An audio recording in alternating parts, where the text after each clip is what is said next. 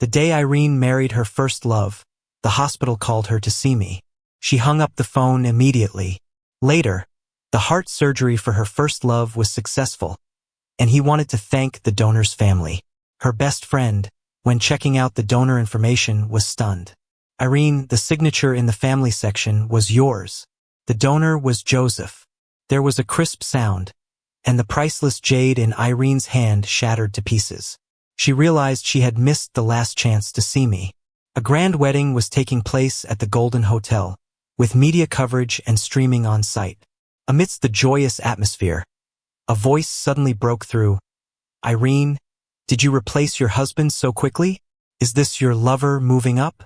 The question came from a young reporter, and the venue instantly went silent. Today is the 7th anniversary of our wedding. The watch on the groom's wrist was a gift from Irene to me. His suit was tailored to my measurements. Even the bride standing next to him was my wife. It's no wonder the reporter would ask such a question. Ben almost lost his balance, but Irene held him protectively and lowered her voice. If you keep slandering us, I can sue you for defamation. The reporter pressed on. How can you prove he didn't get his position through connections? Comments in the live stream's chat were flying. Was this reporter hired by the ex-husband to mess with them? I feel bad for our Ben. Who would dare to marry into a family so openly and host such a grand wedding? Ben gently shook Irene's arm. Should we invite Joseph? I want his blessing, but I'm not sure he would be willing. Since Ben came into the position with someone else's child, the wedding was indeed rushed. They hadn't even had the time to finalize our divorce. Any self-defense seemed like an admission of guilt. Only if I, the ex-husband, showed up to bless them would it dispel doubts. She nodded and sneered at the reporter. Fine. I'll have Joseph come and tell you himself. Irene pulled out her phone and removed my number from the blocked list. The phone rang and rang, unanswered. She angrily sent me several messages. Did you send the reporter? I told you it's just a ceremony. Ben has a child with him, you need to come and explain. Hurry up. The guests are waiting. Stop playing dead. But I wasn't pretending. Half an hour ago, the doctor pronounced me dead. I lay on a cold bed, tubes connected to me. Doctors were taking whatever parts of my body could be transplanted to help those who needed them. The rest was going to be donated to medical institutions to be used by anatomy students. I had signed a donation agreement to make full use of my body. Eventually, security escorted the pesky reporter away. Ben was a bit disappointed. I guess Joseph still isn't willing to come and bless me. Irene was convinced that I had sent the reporter, insisting that I apologize to him. Just before the vow exchange, Irene's phone rang. When she answered, a stranger's voice came through. Is this MS? Irene? What's this about? Mr. Joseph signed a body donation agreement before his death. His body will be transported at 2 this afternoon. Would you like to say your last goodbye? No. Irene sneered. Are you suggesting if I don't come, he won't make it? No, Irene, Joseph has already passed away. The live stream chat erupted with curses. Did he have to die on his ex-wife's wedding day? Just bury him already, why call the ex-wife? Using death to threaten her? Crying, shouting, hanging yourself? The ex-husband's ghost won't go away. Such bad luck? Just stay dead. If he's dead, fine. Tell him to stop bothering me. Irene hung up. Ben walked over. Honey, was that Joseph? Is he coming? Should we wait for him? He was always gentle and considerate around Irene, never competing for affection. She gently patted Ben's waist and mocked. See, I knew he wouldn't be peaceful today, even fabricating an excuse like death. Ben's phone rang too. After he answered, he appeared guilty and teary. Joseph must be angry with me. Wait, was your call from him too? Did he bully you? He clutched his chest as if having difficulty breathing. Suddenly, my chest feels tight. It hurts. Irene's face turned pale, and she immediately helped him run to the hospital, leaving the guests in confusion. The live stream's comments and chat continued furiously. The ex-husband isn't dead. New groom's getting a heart attack from him scolding. Ben had a heart condition and was on the waiting list for a heart donation. The doctor informed them one was available today, and a transplant could be done. Irene decisively signed the papers. Watching him being pushed into the operating room, she finally breathed a sigh of relief. Now she had time to settle the score with me, the apparent culprit. My phone was still unanswered, driving her mad with frustration. The wedding's ruined? Are you happy now? As she angrily typed her messages, she didn't notice the medical staff pushing a bed right past her. In that moment, the wind blew the sheet up, exposing my head. Just a glance and she would have recognized me. But her attention was completely on her phone. After what seemed like forever, the doctor announced the surgery was successful, and Ben was moved to a regular ward. When he woke up and saw Irene, he cried, "I almost didn't see you and Henry again." Irene, seeing his vulnerability, comforted him softly. "We have a long time ahead. Your health is the most important thing now. You need to cooperate with the doctors so we can get you out of here soon." Ben nodded vigorously, his thoughtfulness heart-wrenching. Irene sighed and decided to take care of him herself. On Ben's discharge day, they thanked the doctors with a banner and a thank you letter. The doctor waved it off. "Thank the volunteer who donated the heart." Ben tugged on Irene's sleeve. "The doctor is right. Honey, we should find the donor and thank them for giving me a second chance at life." Irene took the doctor's words to heart, and when a few friends gathered at her estate, she asked Judy to help find out about the donor. Judy agreed readily. While chatting, the topic inevitably shifted to me. "So, has Joseph stopped causing trouble lately?" The drama from the wedding had turned me into the talk of the town with her friends. Irene sneered, "He's hiding, shameful." Someone sighed. "You two used to be so in love, but now his actions confuse me." Anger flashed in Irene's eyes. "We never had a wedding before, and the planned 7th anniversary got canceled. He's bitter, but he shouldn't have caused trouble at my wedding with Ben, especially since Ben has a child and isn't in good health." Others agreed. It took courage to decide to become a mother, and he almost scared Ben into something serious. Hearing them speak up for Ben, Irene was more determined. "Once I find him, he'll learn a lesson. I've barely just had a child, and here he is trying to mess things up with dirty tricks. I can't believe how he's changed. I only want to build a family with Ben and Henry. Is that too much to ask for? Can't he see things from my perspective?" But I was dying. I told her, but she didn't believe it. She believed Ben but not me.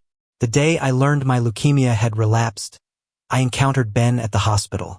Without Irene beside him, he dropped his gentle demeanor and, with an innocent face, loudly asked, "Joseph, are you here for treatment? Don't tell me your illness came back. From what I know, Irene hasn't been intimate with you for a while, right? Anyway, for the past 2 years, it's been me who's been sharing her bed." His eyes glinted with smugness. "The last time Irene and I were together was over 2 months back. I had just returned to the country. We spent the night at her parents' place after attending a family dinner. That night was perfect, like newlyweds, wrapped up in each other's arms. Not long after, I started having persistent fevers." Ben eyed the diagnosis paper in my hand, his expression shifting before finally leaning in close to challenge. "Want to bet if it came down to me or a baby, who she'd choose?" "What's the matter, scared to bet?" "Joseph, what do you have besides the empty title of Irene's ex-husband? Trust, understanding, love? None of that. Why not just step aside for someone more deserving?" Ben backed off to look like the good guy and staged a scene where he pretended to find his mom. He disappeared without a word, blocked everyone's messages, leaving just this: "I'm not worthy of her. Don't try to find me." At first, Irene didn't think much of it, just hugged me tight and apologized. Then she got busy planning our 7th anniversary. It was like old times before Ben came along. She was so gentle, so caring. Then Irene's best friend stumbled across Ben's new social media account. Video after video captured his life as a single dad, a young father living life with his son. No face shown, but in one video, Ben showed his son Henry's birth certificate. The mother section was blank. "Baby, maybe mommy won't accept us. Luckily, you've got your dad who loves you the most. Don't worry, daddy will take good care of you alone." Irene watched that video over and over, shaking, unable to sleep through the night. The next morning, her voice was shaky as she told me she'd booked a flight to bring him back. As she left, she handed me divorce papers. Joseph, let's just have a fake divorce. The kid is innocent. I don't want him to be without a complete family and face judgment. When he's older, we'll remarry. I felt cold all over, chills even inside my skull.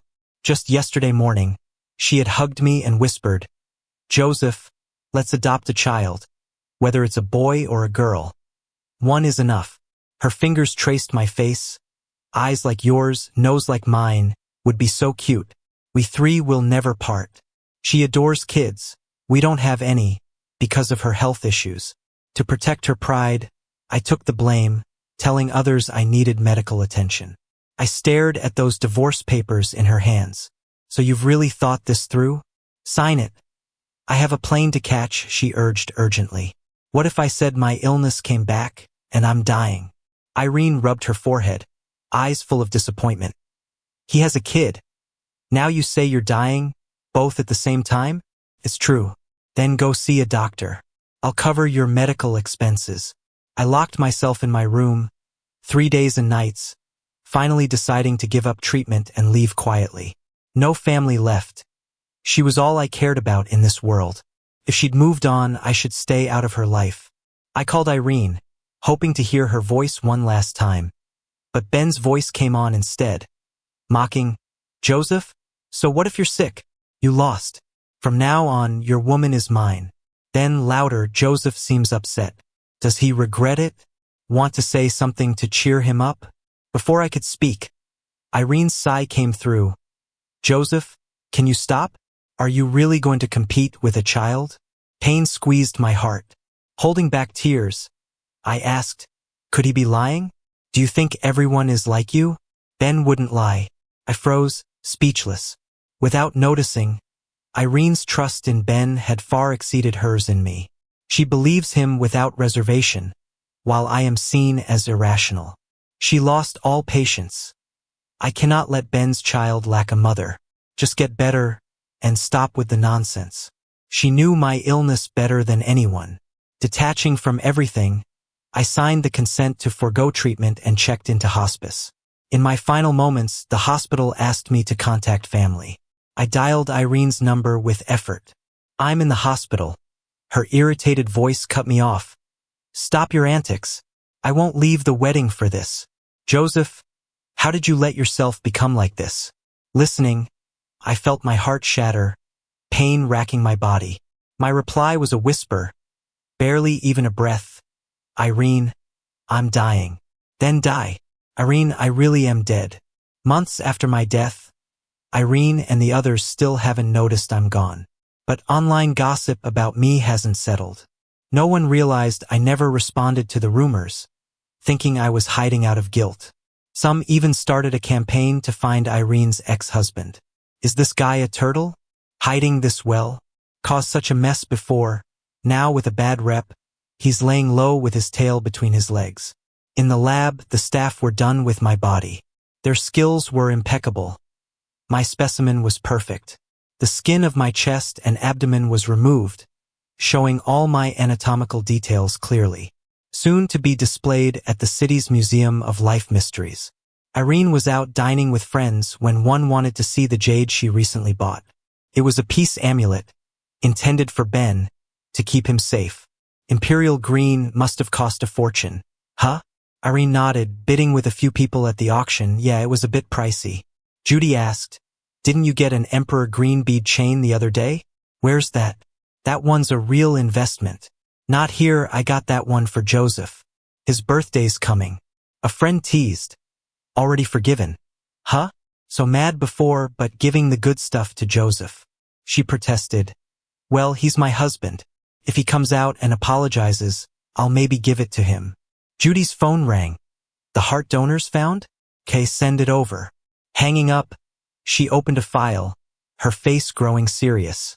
Irene, the donor contact info. Irene played with the amulet, not even glancing. What? Send me the details. She planned to thank the donor's family, mostly for Ben's sake, already decided to give them money. That way, she, Ben, and the donor's family would be satisfied. Judy swallowed hard, voice dry. It's signed with your name, in your handwriting. The donor's Joseph. Irene's hand froze. She lifted her gaze slowly. Say that again? The donor is Joseph. Judy repeated. The heart Ben received.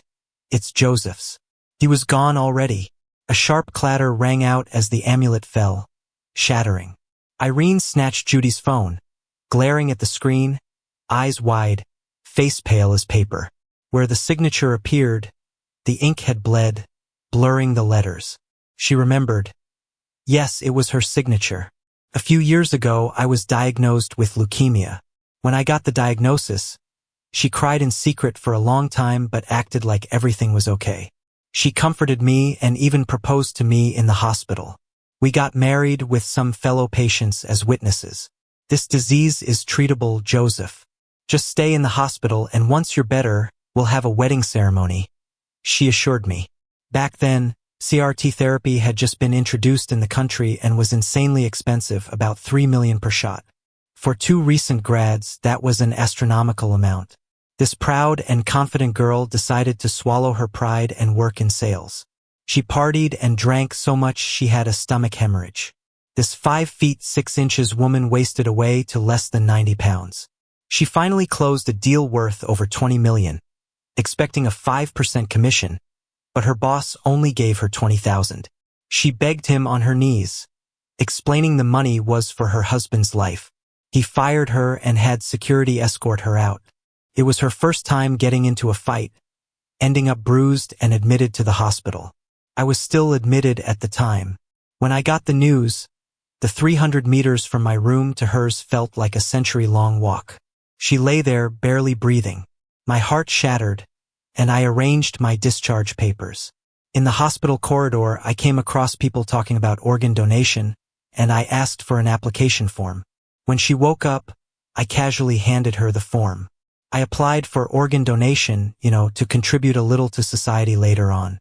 But it needs a family signature, Irene. Can you help me out? She tore the form to pieces immediately. I handed her a new one and she gritted her teeth. You're so young. Organ donation is something for at least 50 years later. Plus, we're married. Remember our vows? We'd live and die together. I held her hand and said, I don't want to, but if this is my fate, I want to give back somehow, help others who might need it. When I can't go on, maybe someone will use my heart to feel life, my cornea to see the colors of the world. They'll live for me in a way. Eventually, she agreed. But while signing, her tears soaked the paper. She then applied for her donation form too. Even if I end up as a cadaver teacher, I want to be right next to you. Not long after, her client discovered her situation and pulled back the deal, insisting only she'd handle it. We started our own company, and the client's advance finally allowed me to get that life-saving shot. The business flourished, raking in several sets of $3 million. But that woman who sacrificed her pride and loved me fiercely, she changed. Irene, you didn't know about Joseph? Irene crumbled, looking like the life was sucked out of her as she sat down. No, it can't be. How could he die? She trembled all over, shaking her head in disbelief. The doctors said he was doing fine. You must be mistaken, Judy. Your sources are unreliable. Judy remained silent, watching her break down. When she finally quieted, Judy said, There's no mistake, Irene. I found Joseph's death info too. She pulled up a death certificate on her phone, hospital stamped, recording the exact time and cause of my death. Joseph had passed from organ failure due to leukemia relapse. Irene didn't want to believe it, not reaching for the confirmation Judy offered. Joseph relapse? But he was doing fine. She insisted, refusing my previous words. Irene, it's true. The records show Joseph was in treatment for a while before passing. He died on your wedding day, the same day Ben had his heart transplant. Irene snatched the confirmation from Judy's hand, scanning it with wide eyes. Joseph, really sick again? It's true. When he told me he was sick, I thought he was competing with Ben. I didn't believe him and even scolded him. She lamented, grappling with reality. Why does fate mess with me like this? She cried and laughed hysterically, punching the marble floor until her hand bled but feeling no pain. Irene, please calm down. She stood suddenly and rushed outside. Back at our old house. She hadn't visited in a while since deciding to be with Ben and moving into the mansion they shared. Everything was neat as usual, except for the dust on the table. The house seemed untouched for some time. I always kept it spotless. The balcony flower bed, once vibrant, was now wilted. Even my favorite Scottish green roses, her gift when we moved to the city, had dried up.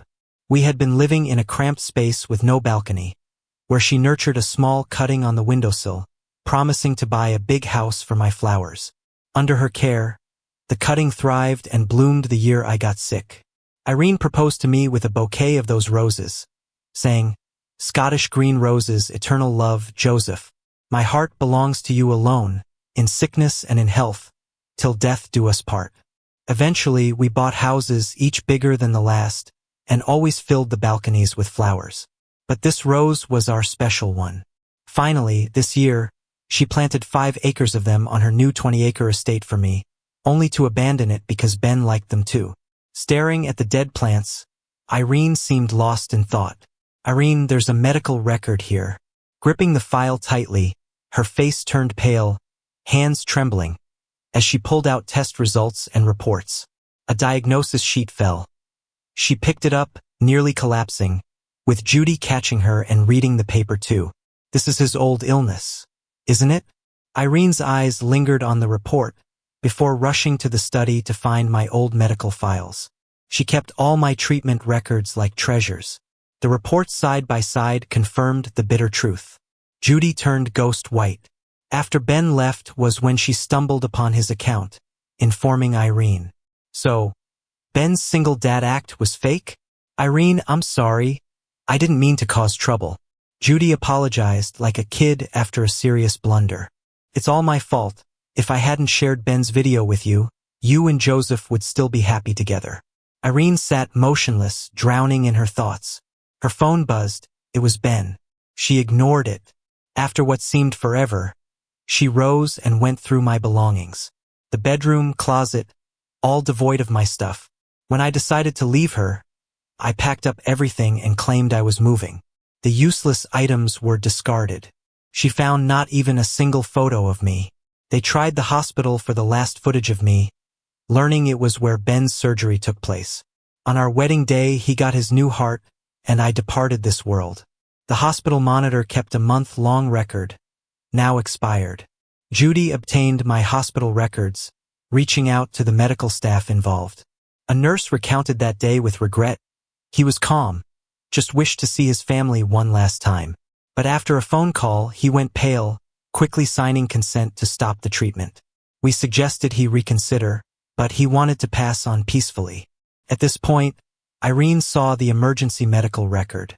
It detailed the entire process from when I worsened to being pronounced dead. 10:25, signs of organ failure appeared.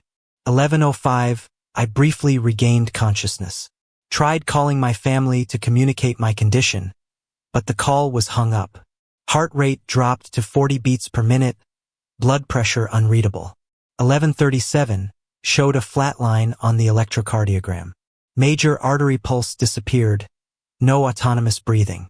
She pounded her head with her fists, then crouched down, sobbing into her hands. Joseph's belongings were taken by a friend, who also contacted the Red Cross on his behalf. So Joseph didn't leave behind anything? Judy realized her mistake as she spoke and quickly switched the topic. "Irene, did Joseph have any close friends?" Irene shook her head. "He didn't have many friends. I really didn't have close personal friends. My life revolved around her. After overcoming leukemia, we ran the company together, meeting mostly business acquaintances. Eventually, I got overworked, and a doctor forced me to take a rest, so I stepped back from the business. After that, I socialized even less." Irene flipped through Ben's medical records again. None of the documents indicated any connection between him and his son. Was there any DNA testing done on him and the child while the heart surgery was done? The lead surgeon denied it. "No, that's outside our scope of work." Leaving the hospital, Irene drove to the Red Cross, hoping to find information about my whereabouts. Halfway there, her assistant called, "Irene, there's news about Joseph." "Where?" The caller hesitated. "It seems he's at the Museum of Life Sciences." "Irene, it's all over the internet, haven't you seen?" The assistant sent her a link to a live stream. When opened, a reporter was broadcasting next to a human specimen. "This body donor beside me is Joseph, the ex-husband everyone's been talking about." The reporter was familiar. Irene remembered him as the one who had asked if Ben was a kept man. "This guy?" Judy replied, "Irene, I checked. He's Felix, a financial journalist. He seems oddly focused on Joseph. Did Joseph ever mention him?" Irene shook her head. She, of course, didn't know. Netizens in the chat were skeptical. "So, is this ex really dead? Is it true? I have my doubts." Feels like the reporter is trying to clear the ex's name. Isn't he the one who bad-mouthed Ben? Someone needs to verify this reporter's credentials. Looks like he's trying to mislead us, claiming some body donor is the ex. It's disrespectful. The camera focused on the specimen, displaying my bones and nervous system. Irene turned to Judy. "Does it look like him?" The face had been altered beyond recognition. Judy shook her head. "The body shape resembles, but I can't be sure." Irene rushed to the garage. "I need to see this." In front of the specimen was a guide explaining to students. The cameraman zoomed in on every detail as the guide spoke. Pausing at the chest area, the guide somberly explained. "The teacher's chest cavity is empty because his heart was donated to a patient in need, extending another life. According to records, upon learning his old illness had returned and his days were limited, he decided to donate all usable organs." Irene, watching while driving, slammed the brakes upon hearing this last part, crashing into a roadside barrier. Blood trickled down from a bump on her forehead. Judy, following closely behind, stopped to check on her. "Irene, should I take you to a hospital?" Irene waved it off, letting Judy help her out. "Take me to Joseph, quickly." Judy instructed the driver to speed toward the museum. Irene's phone rang, but she ignored it. It rang again. She glanced at the screen and declined coldly. Felix's stream continued. The camera showed the chest of the specimen. "Sorry, the chest is empty. As per his wishes, the heart and lungs were transplanted to those who needed them." Irene stood silent, staring at the vacant area, turning paler by the second. The guide gave a final summary. He was a caring individual. His organs aided 13 patients. In life, he supported poor students and critically ill patients. In death, he donated all his assets and even himself for the public good. The chat raced with comments. "This can't be the ex. Could he be this altruistic? He was selfish, no way he donated anything." The camera paused on a nearby note. My signature was clear. "The world is too beautiful. 20+ years haven't been enough for me. To my dear medical students, good luck. I hope you'll cure the incurable in the future, sparing others from suffering. Joseph." I wrote this 7 years ago. She loved me then, and I was fond of this world. So he was actually that guy? Did they use us? Stay calm. Maybe it's just someone with the same name.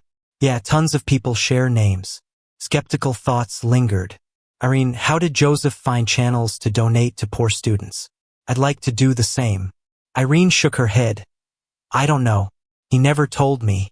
After the company became profitable, I donated yearly to sick children and supported several impoverished students. Felix was in the first batch I helped. Irene stayed busy with company affairs. I never mentioned such small donations, not wanting to distract her. Abroad, she replied to me less frequently. I assumed she was busy and focused more on charity. Returning to find out about her and Ben dwindled our conversations.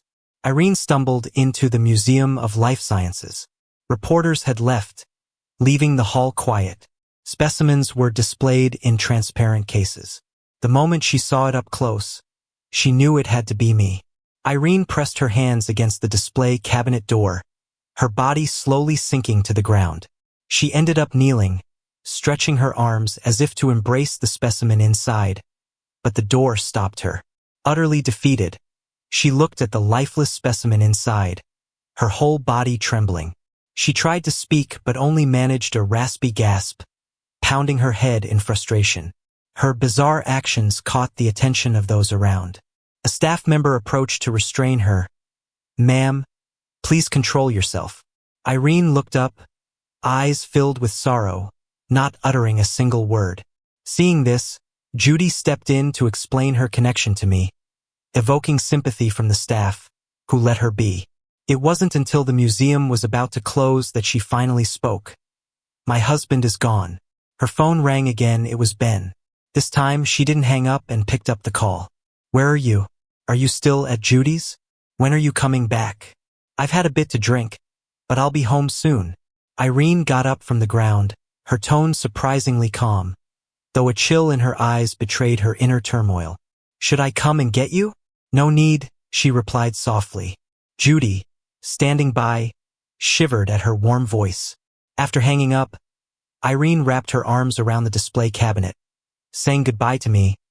"Joseph, I need to take care of some things first. Once I've dealt with them, I'll definitely be back to make it up to you." Judy swallowed hard, nervously asking, "Irene, are you all right? Want to go clear your mind?" Irene chuckled lightly, striding forward with a spring in her step, waving her hand. "Do I look like I'm in trouble? Irene, how about grabbing a few drinks with some girlfriends?" "No, didn't you hear I have something to deal with at home? And the cut on your forehead?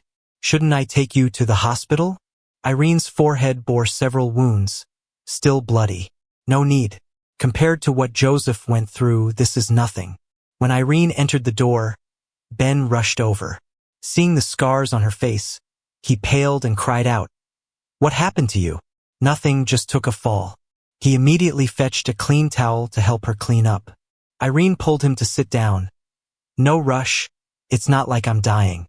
I'm quite sturdy now. It's all good." Ben playfully winked. Irene hugged him from behind, caressing him, and softly asked, "Ben, when will we have a baby of our own?" He paused, his voice tinged with sadness. "I'd love that, but our luck's always been just a tad short. It's my fault. If only I were stronger. Joseph's ignoring me shouldn't have upset me, making your wedding unpleasant. Even now, he's still slandering me." Irene's hand on his stomach tightened, whispering in his ear, "Ben, tell me, is that child really yours?" Her voice remained gentle, yet Ben's expression changed. "You don't trust me?" I do. She closed her eyes, a sneer forming at the corner of her mouth. "That jade piece, I accidentally broke it." Ben couldn't help but exclaim, "How did you break it?" "Judy, she said she found the heart donor for you. In my excitement, I broke it. Do you think there's a saying about broken jade? It shielded me from disaster. Don't be sad." Irene's expression turned dark instantly. "Disaster? You think trash like you deserves protection?" She suddenly pushed Ben away, sending him crashing onto the marble floor, yelping in pain, looking at her with grief. "What's gotten into you? How dare you ask that?" She walked over and kicked him in the stomach. Ben clutched his belly, curled up in the corner, shivering. "Stop with that pathetic act. It's disgusting. Anything you want to confess? My husband is only Joseph. Does it hurt?" She yanked his hair, whispering in his ear, "You feel pain too." "Huh?" Her face twisted gradually, her smile cruel. "Do you know my husband died?" Ben's eyes darted away, lowering his head. "You knew? Don't freak out. He died, and you're living with his heart. Does that feel good?" "I'm sorry. I didn't know. I didn't mean to. This is a medical accident involving Joseph. I shouldn't bear that burden. You should go after the hospital." The two, inseparable yesterday, now sworn enemies. Irene blamed Ben for my death, while Ben pushed it onto the hospital. He was convinced it was the hospital's incompetence that led to this. "I'll go with you to settle the score with the hospital." But he was mistaken. His excuses only fueled her rage. Irene merely watched him calmly. He thought she'd been persuaded, struggling to stand. "We'll fight for justice for Joseph together." A sudden sharp slap echoed as he felt the stinging slap on his face, looking up in shock. Irene grabbed his chin, smiling slightly at the corners of her eyes. Going to the hospital to get justice? Are you trying to make me a troublemaker at the hospital? Joseph hated this unreasonable behavior the most. Are you trying to make him look down on me? No, it's not that. He was in pain and breaking out in a cold sweat. He didn't really understand Irene. You haven't answered me yet. What about the kid you mentioned back then? How did I find out he doesn't match your DNA at all? Honey, I was wrong. I just love you too much. Yes, I was jealous of him, jealous of the wonderful past you two shared, jealous that once he came back, you couldn't stop sharing it with the world, jealous of how you were busy organizing the 7-year anniversary for him. We'll have a child of our own soon. She turned on the faucet, pressing Ben's head into the sink, letting him struggle underwater until there was barely a sound left, then let go. Before leaving, she kicked him a few times in the groin. Irene just watched coldly until he fainted, then walked away. Under the cover of night, Irene went back to our marital home. She tossed and turned in bed, scrolling through information on social media. Someone posted a long article to clear my name and talk about all the charity work I've done over the years. Many people I've helped also spoke up. At the same time, people were digging into Ben's past. Dropped out of middle school and worked as a male model at a karaoke bar. Then at 18, moved with a sugar mama to a big city, only to get beaten up by her husband in public. He had plastic surgery and got back to the same profession, hooking up with Irene.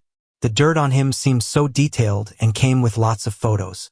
The worst part is he paid people to attack the original wife online, leading the public to bully her. He's so shameless. How dare he? The original wife and the cheating woman haven't even divorced yet. Never seen such an arrogant gigolo. And he used the original wife's heart. His acting was too good, using us as pawns. But the one to blame is the cheating woman. If it weren't for her, the original wife wouldn't have suffered so much. Irene looked at the comments, muttering, "Yeah, I'm the one to blame the most. Joseph, wait a little longer, I'll make it up to you for sure." Judy sent Felix's contact info, but as soon as he heard it was her, he hung up. Irene had to wait near his place early in the morning and finally caught Felix when he was about to leave. "Felix, I beg you, give me Joseph's belongings. Isn't this the high and mighty Irene? Since when were you so humble?" Felix wasn't buying it. Irene fell to her knees. "I just want something of Joseph's to remember him by." Too late, we followed his last wishes and cremated everything. Did he leave no message for me? He only wanted you to stay far away from him. That was my last wish. After she hung up, I called Emily, Felix's sister. They were the first students I helped through charity. Back then, I was just recovering from leukemia, and the company was just starting to make a profit. Emily was sick with no money for treatment. Felix and their grandma were begging on the streets. Her surgery wasn't that expensive, $70,000, exactly what I had. I empathized and paid for her surgery. Emily was with me in my last days. Joseph's final wish was to cut ties with you, to not see each other in life or death. Also, his shares in your company were donated to a charity fund. Someone will take charge of it soon. Irene nodded. I understand. If it's his wish, I'll fulfill it all. Irene donated the company shares to charity. After making that decision, she got arrested. She was caught at the Museum of Life Mysteries, kneeling before my specimen, holding an unsent jade bracelet. When the police came, she was calm, surrendering quietly. Ben was the one who reported her. When the housekeeper found him, he was barely alive. At the hospital, his ribs were shattered, and his spine was broken. He'd be bedridden for life. When Irene heard about his condition, she paused, then laughed until she cried. He must live well, after all, he's using Joseph's heart. Before leaving, she pleaded with the police and staff, wanting to touch me one last time. I wanted to put this jade bracelet on him. Denied. She was sentenced to 5 years for intentional harm. In prison, she tried to kill herself and left a will to donate her body. But she was saved. Later, she wasn't quite right and often muttered to herself about Joseph. After her release, she finally succeeded in ending her life. Fearing she'd be found too late, she hanged herself at the hospital, leaving a note. But still, it was too late. When found hours later, her organs couldn't be used. Her parents didn't agree to donate her body, only taking her to the crematorium. For us, in this life and the next, we'll never meet again.